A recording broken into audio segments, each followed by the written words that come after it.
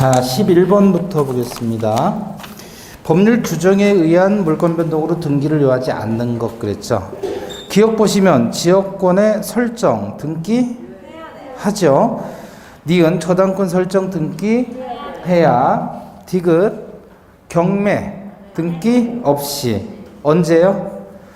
매각 대금 완납 시. 상속은 등기 없이. 언제요? 피상속인 사망 시. 미음 신축 건물의 소유권 취득은 등기 없이. 증여를 원인으로 한 소유권 이전은 등기해야. 이시라는 말은 없어요. 등기해야. 그래서 등기를 요하지 않는 것은 몇 번? 디귿, 리을, 미음 4번이죠. 자, 12번입니다. 다음 중 등기해야 부동산에 관한 물권 변동의 효력이 발생하는 경우 그랬죠. 등기해야 되는 거예요. 기억 보시면 등기해야 없이. 등기 없이. 복귀 그럼 무조건 등기 없이예요. 그죠? 예. 그 다음에 니은 재단법인 설립 시 출연 재산에 대한 법인과 제3자에 대한 소유권 귀속 관계는 대단히 복잡한데 이거 논문 한 편이에요. 이거 하나가 주제가. 논문 한 편인데 우리 결론만 기억해요. 갑이 출연자이고요. 을이 재단이에요. 그러면 갑이 자기 재산을 재단 앞으로 내놓는 것을 출연이다 그래요. 출연. 자기 재산 감소와 타인 재산 증가. 이렇게 출연 재산의 귀속 시기가 언제가 되느냐에 대해서 학설과 판례가 대립이 됐는데 우리 판례는 결과적으로 즉그들끼리는 등기 없이 해야 된다 그러고 제3자에 대한 관계에서는 등기해야 된다라고 판시를 했어요. 그럼 결과적으로 이게 무슨 주의 같았고? 즉그들끼리는 등기 안 해도 물권 변동하는 거예요. 그런데 제3자에 대한 관계에서는 등기해야 된다 그러는 거예요. 뭐 같아요? 완전 무슨 주의예요? 의사주의잖아요. 의사주의. 우리가 일본이 싫다고 해가지고 형식주의를 전환을 했는데 그게 언제예요? 1960년 1월 1일부터 식민법이 시행이 된 거예요. 그 전까지는 우리 법이 없었단 말이에요. 우리가 재헌국회에서 법을 못 만들었어요. 그래서 국회가 열렸는데 걔들이 어떻게 했냐면 당시 국회의원들이 일단 우리가 조선의 민사령이라고 해가지고 우리가 스스로 법을 만들 때까지는 당시 일본의 침탈을 받았잖아요. 그래서 일본 법의 지배를 받았기 때문에 일본 민법을 그대로 쓰자 그랬어요. 그래서 이 일본 민법이 구민법이라고 하는 거예요. 그럼 지금 우리가 배우는 민법은 식민법이고. 이해되셔요? 네. 그런데 이거 싫다고 해서 형식주의로 바꿨는데 판례가 요거는 187조 적용하고 요건 186조를 적용하자 라고 이제 판결을 내놨더니 결과적으로 이렇게 돼버린 꼴이에요. 그러니까 양쪽 학자들로부터 비판을 어마무시하게 받은 게 이 판례예요. 결과론적으로 이제 187조 적용하자는 학설도 있고 186조를 적용하자는 학설도 있는데 학자들끼리 대립을 하다 보니까 판례는 그냥 짬뽕한 거예요. 아무 생각 없이. 짬뽕했더니 결과적으로 의사주의가 돼버린 거예요. 그래서 이쪽으로부터 비판받고 이쪽으로부터도 비판을 받고 그게 이제 판례가 굳어진 거예요. 결론은 우리는 어떻게 이해하면 됐다? 의사주의로 이해하자. 그러면 출연자와 재단법인 사이에서는 등기 없이 재단법인과 제3자 간에는 등기해야 된다 그 얘기예요. 그렇게 이해하시면 됩니다. 따라서 니은 보시면 재단법인 설립 시 출연 재산에 대한 법인과 제3자에 대한 소유권 귀속 관계는 등기해야. 근데 만약에 출연자와 재단법인 사이에서는 이렇게 나오면 등기 없이가 되는 거예요. 디귿 교환계약에 따른 부동산 물권의 이전은 등기해야. 그래서 등기해야 되는 거를 골라라 그랬으니까 니은 디귿 두 개 나왔네요. 리을 피상속인 사망으로 인한 상속재산의 귀속은 등기 없이. 미음 법원의 공유물 분할 판결에 따른 소유권 이전은 등기 없이. 이게 바로 형성 판결이죠. 비읍 집합 건물의 구분 소유권의 취득 등기 없이. 구분 소유권 취득은 등기 요하지 않는다 그랬잖아요. 예, 그겁니다. 정답은 2번. 13번 갑은 을로부터 부동산을 매수해서 등기에 필요한 모든 서류를 넘겨받았는데 아직 이전 등기는 하지 않았습니다. 1번 목적 부동산의 매매 계약 체결 당시에 을은 갑에게 목적 부동산의 소유권 이전 등기에 필요한 서류 일체를 넘겨줬다고 해도 을은 매도인으로서 등기 이전에 협력할 의무를 진다. 그쵸? 2번 갑이 을에 대해서 행사하는 목적 부동산에 대한 등기 청구권은 채청, 물청? 채청이죠. 따라서 원칙적으로 10년의 소멸시효에 걸립니다. 3번 판례는 갑이 매수인이 목적 부동산을 인도받아 점유하고 있다면 등기 청구권의 소멸시효는 진행하지 않는다고 보죠. 4번 갑의 등기 청구권의 소멸시효가 완성됐을 때 을이 재판 절차에서 그 주장을 하지 않으면 법원은 등기 청구권의 소멸시효 완성을 직권 탐지하지 않는다. 소멸시효는 주장 입증이라 그랬죠. 법원이 직권 조사하는 게 아니라 그랬죠. 직권 탐지하지 않는다 맞습니다. 5번 판례에 따르면 목적 부동산을 점유하던 갑이 다른 사람에게 부동산을 처분하고 점유를 승계해 준 경우 점유 상실로 인해서 그 시점으로부터 등기 청구권의 소멸시효는 진행되지 않는다 그랬잖아요. 전원합의체 판결. 자, 그래서 5번이 정답입니다. 소멸시효 진행 안 됩니다. 즉 매수인이 인도받아 점유하고 있어도 시효 진행하지 않고 점유를 승계시켜줘도 소멸시효 진행하지 않는다. 그 얘기예요. 14번 등기 청구권의 법적 성질이 물권적 청구권인 경우는 그랬죠. 1번 갑이 을 명의로 근저당권을 설정한 자기 소유 부동산을 병에게 매도하고 소유권 이전 등기를 한 다음 갑이 피담보 채권 소멸을 이유로 을에게 근저당권 설정 등기에 말소를 청구한다. 자, 여기 봐봐요. 아까 우리가 봤을 때 갑이 토지 소유자고 권리 없이 을이 건물을 토지를 점유하고 있어요. 건물 지어가지고. 그러면 얘가 얘한테 철거 청구할 수 있다 그랬잖아요. 청구 소송을 했는데 중에 소유자가 바뀌었어요. 병으로. 그럼 더 이상 얘는 철거 청구 할 수 없다 그랬죠. 이거는 물권적인 청구권이고 물권은 얘한테 있으니까 분리처분해서는 안 되는 거기 때문에 병이 다시 을에게 건물 철거 청구를 하는 거예요. 근데 요거하고 비교하는 게 뭐냐면 갑이 을로부터 돈을 빌려서 자기 소유 부동산의 저당권을 설정했어요. 그런데 갑이 집을 팝니다. 병에게. 팔았어요? 그럼 돈을 줬으니까 얘는 돈을 갚았겠죠? 매매대금 줬고 빌린 돈을 갚은 거예요. 그러면 얘가 얘한테 저당권이 이제 돈을 받았으니까 변제를 받았단 말이에요. 그럼 저당권이 이제 말소되어야 하죠? 그럼 얘가 얘한테 말소를 청구할 수 있을 거 아니냐 그거예요. 그죠? 그럼 뭐죠? 소유권에 기인한 방해, 제거, 청구권을 얘기해요. 동의하세요? 그럼 얘는 더 이상 소유자 아니죠? 소유자 아닌 갑이 얘한테 말소를 청구할 수 있겠느냐 이거야. 말소 청구할 수 있다고 봅니다. 여기서 소유권 상실했으면 말소 청구 못한다고 그랬죠? 물권적 조건 행사 못해요. 근데 여기서는 된다는 거야. 그럼 이건 뭐냐면 저당권 설정 계약상의 권리로서 말소를 청구할 수 있다는 거예요. 그러면 이것은 물권적 청구권이 아니라 채권적인 청구권에 해당한다. 요걸 비교하셔야 돼요. 자, 그래서 14번에 1번 요때 등기 말소를 청구할 때는 물청이에요, 채청이에요? 채청입니다. 1번은 채청. 2번 인도받은 자가 매도인에 대해서 소유권 이전 등기를 청구한다면 무슨 청? 채청. 3번 시효가 완성된 후 점유자가 등기 명의자에 대해서 소유권 이전 등기를 청구한다. 무슨 청? 채청이죠? 왜냐면 채권자니까 등기를 해야 소유권을 취득하는 소유자가 되니까.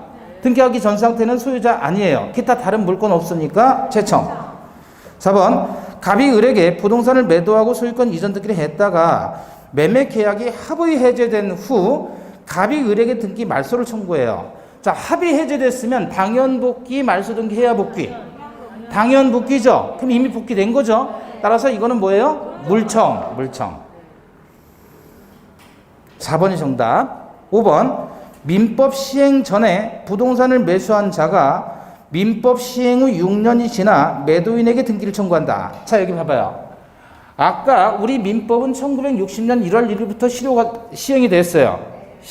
그죠?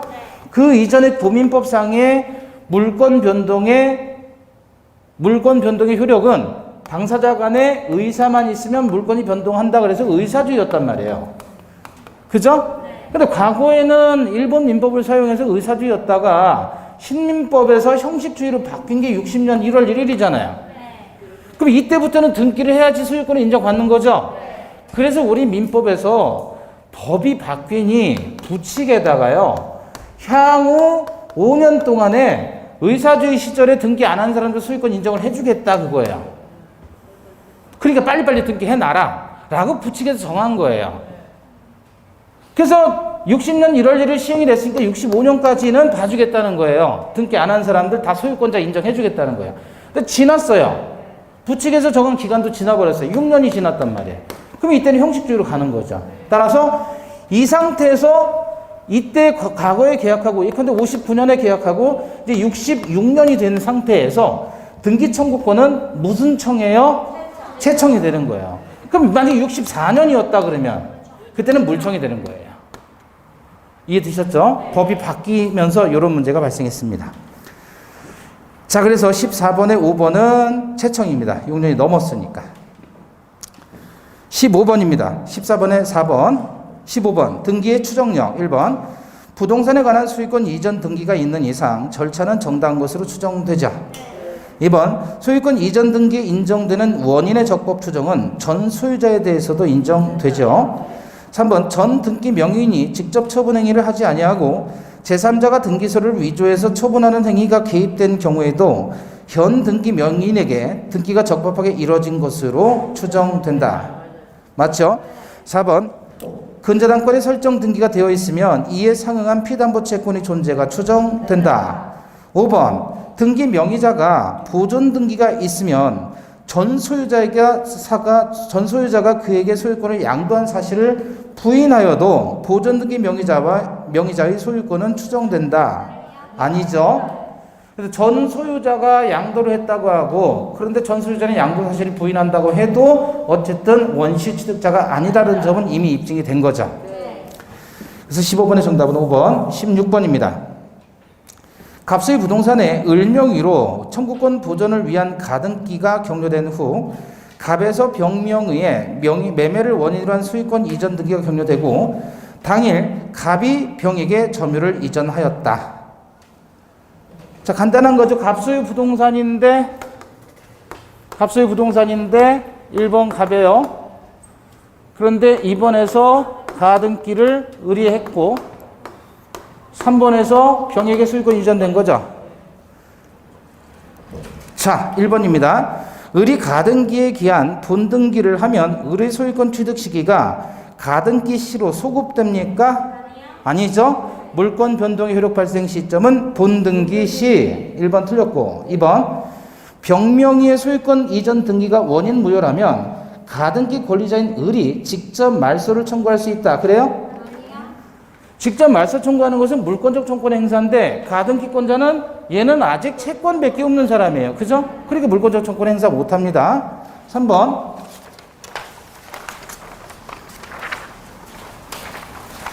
을이 가등기에 의해서 보존하는 갑에 대한 등기 청구권은 소멸시효에 걸리지 않는다. 채청이에요? 물청이에요? 채청이라면 소멸시효에 걸리는 거죠. 그런데 인도받아 점유한다면 시효 진행하지 않는다면서요. 근데 지금 문제에서는 병이 인도받았다 그랬잖아요. 을은 인도받은 적이 없어요. 따라서 소멸시효에 걸립니다. 4번 갑과 을이 매매 계약을 합의 해지하면서 이미 지급한 매매 대금을 반환하여야 그 가등기를 말소한다고 한 약정에는 그 가등기를 담보 가등기로 유용한다는 내용도 포함되어 있다는 아니죠. 담보 가등기 담보법이 적용되려면 소비 대차를 원인으로 채권이 발생해야 되는 거예요. 근데 이건 그거하고 상관없는 거고. 5번 을이 본등기를 하려면 누구에게 청구해요? 가등기 당시 의무자 누구? 갑에게 청구해야 되고 병의 등기는 중간 처분의 등기로서 직권 말소되죠. 5번이 정답입니다. 17번입니다. 갑이 자신의 소유인 A 토지를 을에게 매도 인도하였으며 을이 위 토지를 병에게 순차 매도하고 인도한 경우에 법률관계에 관한 설명 중 옳은 것. 1번 위 사례에서 아직 A 토지에 관한 소유권 이전 등기가 을이나 병에게 격려되지 않았다면 갑은 자신과 아무런 계약관계가 없는 병에 대해서 소유권에 의해서 A 토지의 반환을 청구할 수 있다. 미친놈 아니에요 지금. 아니 지가 을에게 팔았고 을이 다시 병에게 팔았는데 병이 등기를 안 했다고 해서 판 사람이 다시 반환 청구한다는 말이 돼요? 안 되죠? 팔아놓고 매수인이 아직 등기하지 않았다고 해서 다시 달라고 얘기할 수는 없는 거잖아요. 그죠? 미친놈 이렇게 써요. 2번 갑을병 전원이 중간생략 등기에 합의를 한 후 3자 합의가 있네요. 갑과 을 사이의 매매대금 인상하기로 약정한 경우 그 병이 갑에 대해서 소유권 이전 등기의 이행을 청구했다면 갑은 을이 인상된 매매대금을 지급하지 않았음을 이유로 병 명의를 소유권 이전 등기 의무 이행을 거절할 수 있다.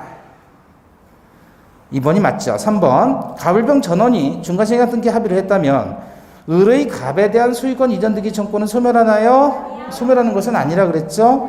4번 토지거래 허가구역 나왔으면 볼 것 없이 끝으로 가서 확정 무효입니다. 유효가 아니죠. 5번 을이 갑에 대한 A 토지의 소유권 이전 등기 청구권을 병에게 양도한 후 갑에게 채권 양도의 통지를 했다면 병은 을을 대위하지 않고 직접 갑을 상대로 등기 청구할 수 없다 그랬죠. 채권 양도의 통지를 가지고서는 안 된다. 17번의 정답은 2번. 18번 물권 변경 관해서 옳지 않은 것 1번 저당 목적물이 멸실되면 저당권은 소멸하지만 절대적으로 소멸하는 것은 아니다. 맞아요? 물건이 멸실하면 물권은 소멸하는 거죠? 그쵸? 그럼 저당 목적물이 멸실하면 저당권도 소멸해야 되는데 절대적인 건 아니에요. 왜냐하면 물상대위가 있잖아요. 그죠? 그래서 절대적 소멸은 아닙니다. 물상대위 때문에. 2번 토지가 포락하면 말소등기 없어도 토지를 객체로 하는 소유권은 소멸한다. 맞죠? 포락했다는 거는 토지의 멸실을 얘기하죠. 물에 잠긴 거 포락. 3번 저당권의 객체인 목조 건물이 완전히 소실된 후 그 자리에 소실된 건물과 똑같은 건물을 지었다면 구 건물을 객체로 한 소유권과 저당권은 신건물에 미치지 않습니다. 새로 등기 만들어야 되죠. 3번이 정답. 옳지 않은 거. 4번 유치권자가 목적물을 유치하고 있더라도 유치권에 의해 담보되는 채권의 소멸시효가 완성되면 유치권의 행사는 채권의 소멸시효의 진행에 영향을 미치지 아니한다. 그 얘기 떠올라요? 그러면 유치권에 의해서 담보되는 채권의 소멸시효가 완성이 되면 채권이 시효로 소멸하고 채권이 시효로 소멸하면 유치권은 부종성에 따라서 소멸합니다. 그러면 4번은 맞는 거예요? 틀린 거예요? 맞는 겁니다. 5번 부동산 물권의 포기는 등기하여야 한다. 맞죠? 법률 행위에 따른 물권의 소멸이니까. 자, 19번입니다. 혼동에 관한 설명 중에 틀린 거. 그래서 혼동되어서 소멸하지 않는 경우는 두 가지라 그랬어요. 첫째, 후순위자 있으면 안 소멸. 또 하나, 원놈이 붙들면 안 소멸. 자, 1. 채무자 갑소유 토지 위에 을이 1번 저당권, 병이 2번 저당권을 가지고 있을 때 병이 후순위자가 토지 소유권을 갑으로부터 상속받으면 병의 저당권 어떻게 되죠? 소멸하죠. 2번 채무자 갑소유 토지 위에 을이 1번 저당, 병이 2번 저당권을 가지고 있을 때 을이 갑소유 토지권을 갑소유 토지를 양도받으면 을의 저당권은 안 소멸하죠. 왜냐하면 후순위자 병이 있잖아요. 3번 그럼 2번이 답이고요. 갑이 가지는 지상권 위에 을이 저당권을 가지고 있는 경우 그랬어요. 그러면 지상권 위에 을이 저당권을 가지고 있다 그러면 이건 부기등기로 들어가는 거죠. 그러니까 부기등기로 들어가는 것이니까 이 경우 을이 지상권을 취득한다면 을의 저당권은 소멸하죠. 소유권과 지상권이 혼동됐으면 저당권은 소멸 안 하는데, 그죠? 지상권과 저당권이 혼동됐어요. 이게 무슨 말이냐면 갑소유의 1번 을이 지상권이고 1-1에서 병이 지상권에 저당권을 취득한 거예요. 그럼 이렇게 혼동됐다는 얘기예요. 그러면 이때는 소멸하죠. 4번 갑이 가지는 지상권 위에 을이 저당권을 가지고 있고 병 그 지상권 위에 후순위 저당권을 가지고 있을 때 을이 지상권의 양도 받더라도 을의 저당권은 소멸하지 않는다. 왜요? 예?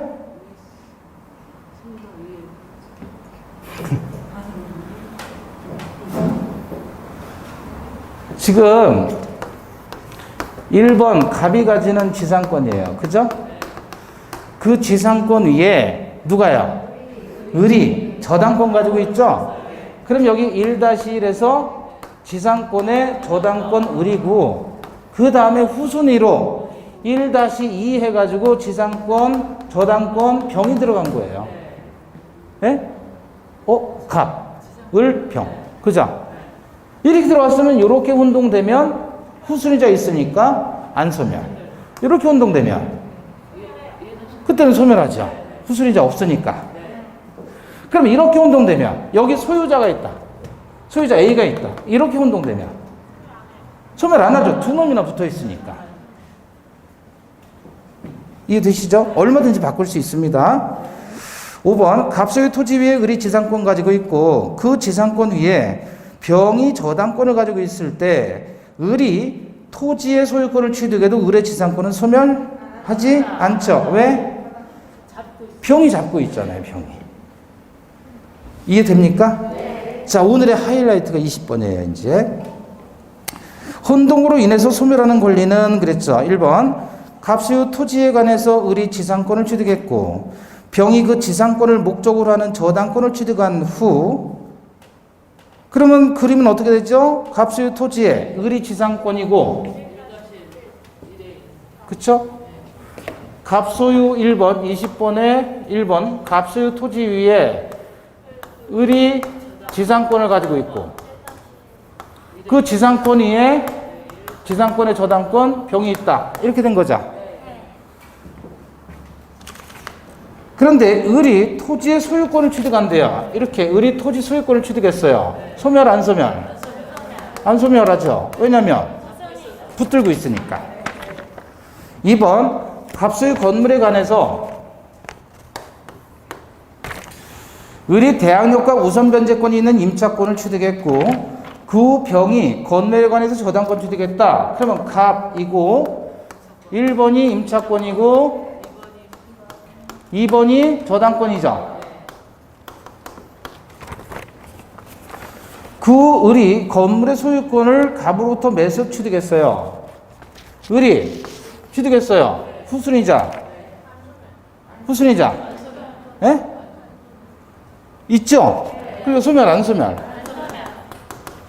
안 소멸하죠. 세 번째. 종중갑이 그 소유의 X 토지를 종중원 을에게 명의신탁하고 장래의 소유권 이전 청구권을 보존하기 위해 자신 명의로 가등기를 격려한 경우 그 갑이 가등기에 기한 본등기 절차에 의하지 아니하고 을로부터 별도의 소유권 이전 등기를 격려받은 경우에 본등기 청구권이에요. 자, 이게 무슨 말이냐면 갑 종중이죠. 을이 종중의 대표예요. 그래서 종중 재산을 명의신탁합니다. 명의신탁해서 얘 명의로 등기를 해놓으니까 문제는 다른 놈이 이거 가져갈 수도 있잖아요. 압류해가지고. 그래서 종중이 미리서 어떻게 했어요? 가등기를 걸어놨단 말이에요. 그런 상태에서 제3자가 압류 들어간 거예요. 그러니까 종중이 명의신탁을 해지하고 다시 소유권 이전을 받은 거예요. 소유권을 이전을 받았어요. 그 순서가 어떻게 됐냐면 명의신탁 했죠. 두 번째 가등기 했죠. 세 번째 압류 들어갔죠. 그래서 네 번째 해지해서 소유권 이전을 받아왔어요. 그럼 압류는 그대로 남아있죠. 그런 상태에서 종중이 가등기에 의해서 소유권 이전에 본등기를 해버린 거예요. 그러니까 얘가 직권 말소되니까 얘가 이의를 제기한 겁니다.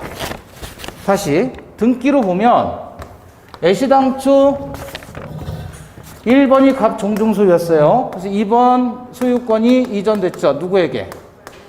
그 다음에 3번에서 뭐 했죠? 가등기 걸었죠. 4번에서 뭐 들어왔어요? 압류 들어왔죠. 5번에서 소유권 이전됩니다. 누구에게? 갑에게. 자, 지금 현재 소유자 누구예요? 갑이 소유자이에요. 그죠? 명의시탁 해지를 원인으로 소유권 이전을 받아왔으니까 얘가 소유자인데 가등기에게서 소유권 이전의 본등기를 했단 말이에요. 이렇게 갑이. 그 말은 소유권을 이전해 달라는 청구권을 행사했다는 거죠. 근데 소유자가 누군데요? 근데 자기가 자기에게 이전 청구권을 가지고 있으면 이전 청구권은 혼동으로 소멸되는 거 아니냐 이렇게 주장을 하는 거예요. 그래서 본등기라니까 병의 등기가 직권 말소가 된 거예요. 병이 이의를 제기했다.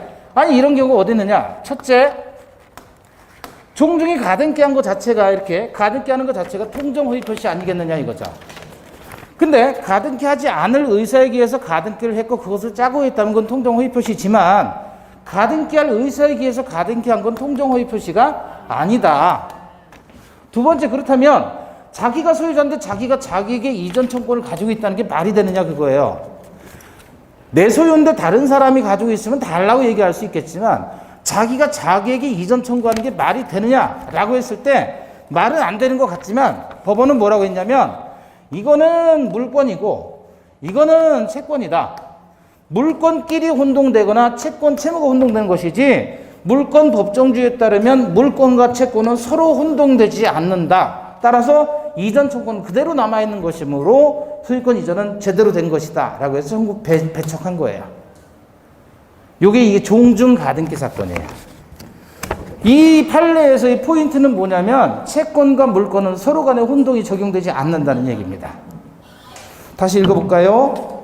종중갑이 그 소유의 X 토지를 종중원 을에게 명의시탁하고 장래의 소유권 이전 청구권 보존하기 위해 자신의 명의로 가등기를 격려한 경우 그 갑이 가등기에 의한 본등기 절차에 의하지 않고 을로부터 명의시탁 해지를 원인으로 하는 별도의 소유권 이전 등기를 격려받은 경우에 본등기 청구권은 혼동으로 소멸하지 않는다. 얘는 채권이니까.